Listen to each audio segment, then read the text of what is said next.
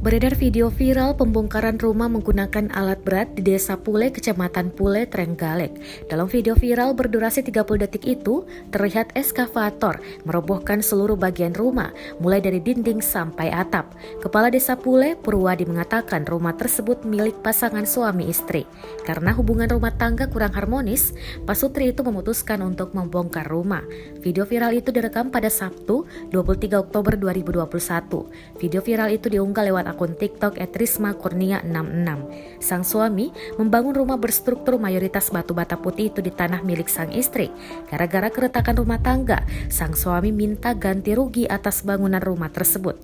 Purwadi menjelaskan, sudah ada beberapa kali mediasi untuk Pak Sutri yang sama-sama berusia sekitar 30 tahun itu, baik tingkat keluarga, rukun tetangga, sampai desa.